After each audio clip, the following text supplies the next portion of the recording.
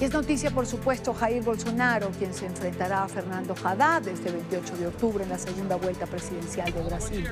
El candidato de ultraderecha estuvo muy cerca de alcanzar el umbral de la mitad más uno y obtuvo un 46% de los votos, mientras que Haddad, del Partido de los Trabajadores, alcanzó un 29.3% de apoyo. Las jornadas de elecciones generales en las que también se renovó el Congreso, las gobernaciones, las asambleas legislativas estatales y la Cámara Legislativa del Congreso Federal transcurrieron sin pormenores. Sin embargo, ambos candidatos presidenciales señalaron en algún momento o hablaron de la posibilidad de un fraude. Estoy seguro de que si ese problema no hubiera ocurrido, si hubiera confianza en el sistema electrónico, ya tendríamos el nombre del próximo presidente de Brasil.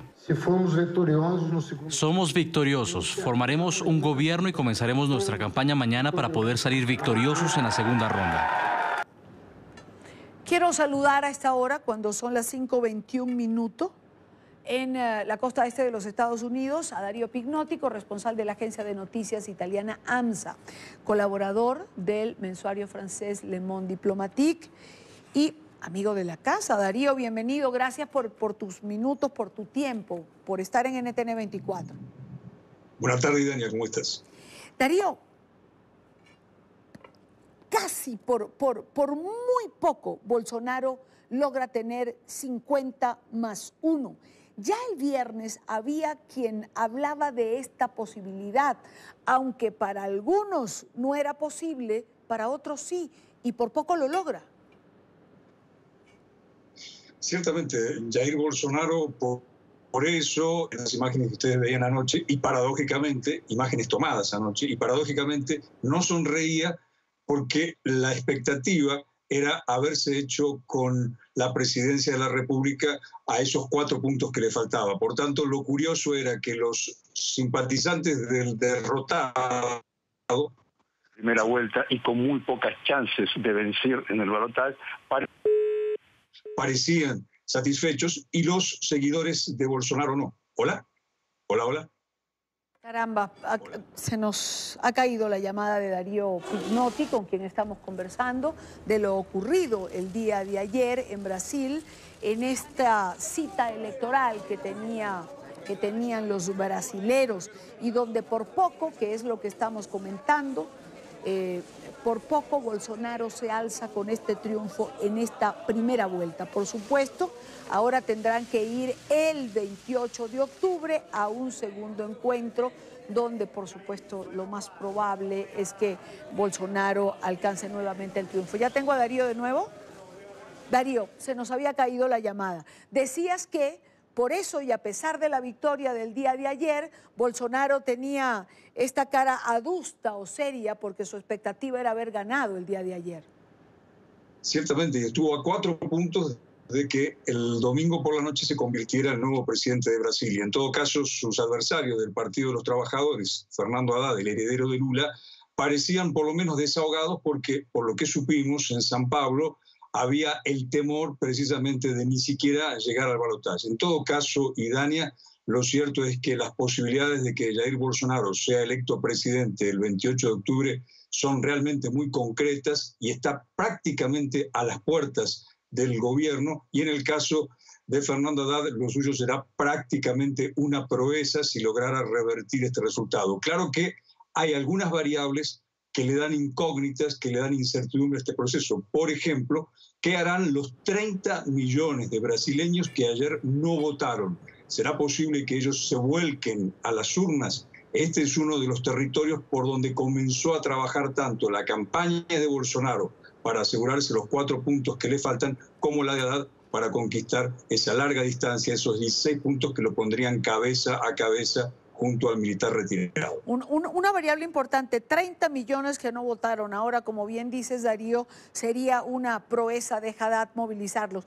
Una vez más queda demostrado que los votos no son endosables. Es decir, los votos de Lula, aquellos votos que lo colocaban como primera opción en las encuestas, lamentablemente no fueron para Haddad. Digo lamentable para los miembros del Partido de los Trabajadores, que pensaron que esto podía, o en esto cifraron su esperanza. Tanto que hoy, un día después, o menos de un día después, porque al mediodía de este lunes aquí en Brasil, Haddad dejó São Paulo y se reunió una vez más con Lula, que está, como tú sabes, desde el 7 de abril detenido en la superintendencia de la Policía Federal en Curitiba, una ciudad sureña, y allí conversaron cerca de 2 horas. Criatura el tutor, porque como tú lo referías hace un instante, el candidato que el PT iba a presentar, el Partido de los Trabajadores iba a presentar, era Lula, que el 11 de septiembre pasado desistió porque la justicia electoral impugnó su candidatura en razón precisamente por esta condena por corrupción y lavado de dinero. Los días que transcurrieron entre el 11 de septiembre y el domingo último, evidentemente no fueron suficientes para que Haddad persuadiera a los 147 millones de votantes, o una parte de ellos, de que él es el hombre de Lula. Hoy en una conferencia de prensa dada a tarde, algo así como 2 o 3 horas antes de esta comunicación contigo, Haddad dijo que en los próximos 20 días una de sus tareas fundamentales será precisamente reiterar que él debiera ser el heredero de los votos de Lula. Y otra tarea a la que se aplicará en los próximos días es a convencer a aquellos candidatos que no llegaron al segundo turno de que le den sus votos. Pero como tú decías hace un instante, las decisiones de las cúpulas políticas partidarias no son siempre respetadas por sus electores. Evidentemente. Ahora, hay 2 lecturas, Darío. Es decir, por una parte, que no fueron endosados estos votos que iban a Lula, a Haddad. Y por la otra, que también todos los escándalos de corrupción o cierto cansancio del gobierno de izquierda acusó recibo por parte de los votantes en Brasil. En la última semana precisamente hubo 2 episodios jurídicos, los 2 oriundos de la causa Lava Jato a cargo del muy conocido juez Sergio Moro, quien liberó la confesión de un arrepentido, de un ex ministro del presidente Lula, un ex ministro de Hacienda, hoy enfrentado con Lula.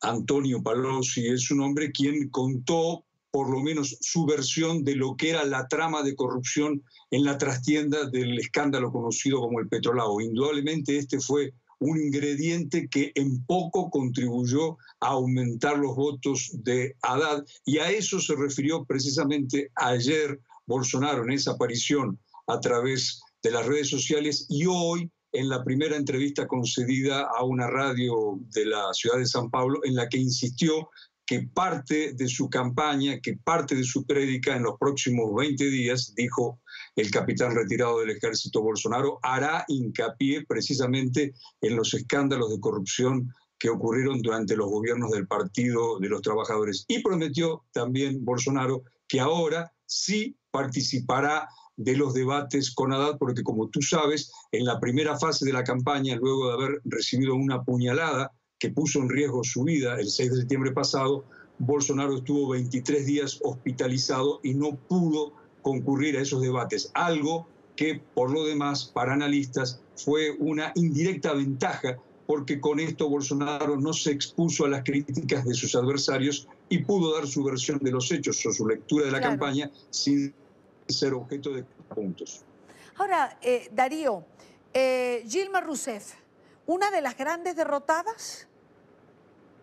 Indudablemente, mucho más porque hasta el viernes, hasta las encuestas del viernes y del sábado, la expresidenta Dilma Rousseff, correligionaria de Lula y Haddad, ella presidenta entre 2010 y 2016 por el Partido de los Trabajadores, estaba puntera o figuraba como primera o como la candidata favorita a ser senadora federal por el estado de Minas Gerais. Me refiero al estado que tiene el segundo colegio electoral de Brasil, un estado muy importante, pero para sorpresa de todos, ella se ubicó cuarta y no llegó al Senado, como tampoco se ubicó entre los primeros el gobernador del estado de Minas Gerais, el gobernador Fernando Pimentel, que también pertenece al Partido de los Trabajadores. Seguramente los resultados en esa provincia, en ese distrito electoral, fueron los más adversos para el partido de Lula, que sin embargo retuvo la primera bancada en la Cámara de Diputados, en la que el segundo